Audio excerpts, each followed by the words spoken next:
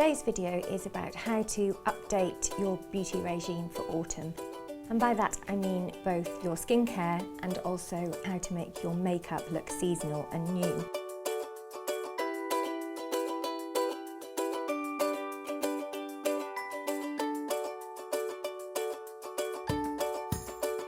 When things get colder and the central heating goes on, skin invariably becomes drier. So it's a question of pumping moisture and hydration back into the skin. I first of all suggest that you ramp up your cleanser from a face wash or a lotion to a cream. A thick sort of buttery cream is often very comforting at this time of year. Clarins Extra Comfort Cleansing Cream is a real favourite of mine.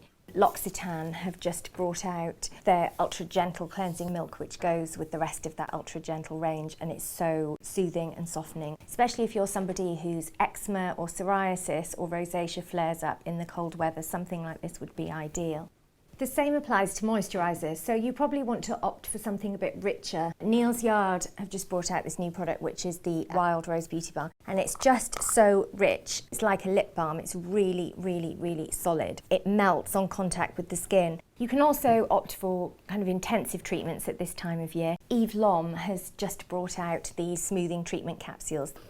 They come in a huge jar, and you just have millions of these very sort of hygienic capsules, and they just contain a really soothing moisturising serum. You squeeze out this very rich moist jelly. It just gives a lovely plumping quality to dried out autumn skin. My favourite thing about autumn is the makeup. I kind of get quite fed up of summer shades towards the end. There are some new foundations out for this autumn. They have more moisture in them, making them perfect for this time of year. Yves Saint Laurent has followed up their extremely successful Youth Liberator skincare line with a new foundation that contains Youth Liberator serum. So if you're a fan of that skincare, you will almost certainly love this. YSL are very good at foundations, and it's got a lovely moist serum-like texture.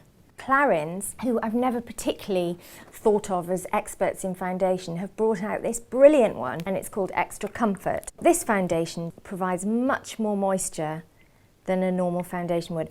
Smells amazing, smells like cucumber, and it has much more moisture in it. See how it's quite buttery, and it's a really good coverage. Bobbi Brown has brought out a new foundation for dry skin. This is the Luminous Moisturising Treatment Foundation. She used to do a moisturising foundation that was nowhere near as good as this. This is a big improvement, I feel. So it spreads really nicely and it feels amazing. I wore this all day yesterday and loved it. It has a real glow about it and it doesn't feel heavy or caked. Fantastic product. But once your base is down, then the most fun part of autumn makeup happens, and that is this amazing colour palette that's happened this year, which is all kind of sludgy greens, khakis and golds. And this one is my favourite one of the season. This is Chanel's Mystère palette, which pretty much sums it up for me. These colours are absolutely on trend, but you needn't spend a fortune because Topshop have done a similar thing for an absolute fraction of the price.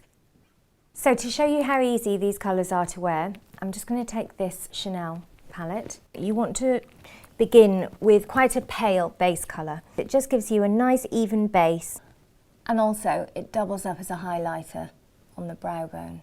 You're then taking a sort of domed, round-edged brush, and you can lay on a middle colour.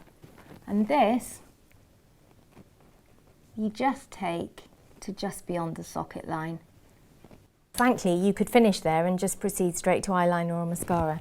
But if you wanted to go for it a bit, you can take a crease brush, which is a much smaller brush and has a rounded edge. And you can take a darker colour. You want to load up your crease brush so it's full of colour, and then just stroke off the excess. Put your hand on your chin to stabilise and anchor it. Start somewhere around the middle and just trace along your socket, defining the line. You don't want to go right in it, because when you open your eyes the colour will disappear. So you want to stay on it, if not slightly above it. Then you can take the paler colour again to blend the shades together so you don't have any harsh lines. And then if you want, you can go for a really dark liner. Again, anchor your hand, this time with your little finger, and just trace it along the lower lash line. And then you want it to line the top as well. You also want a mascara. Quite nice to use a coloured mascara if you fancy, as long as you put black on first. This is a green mascara by YSL, which is kind of cool.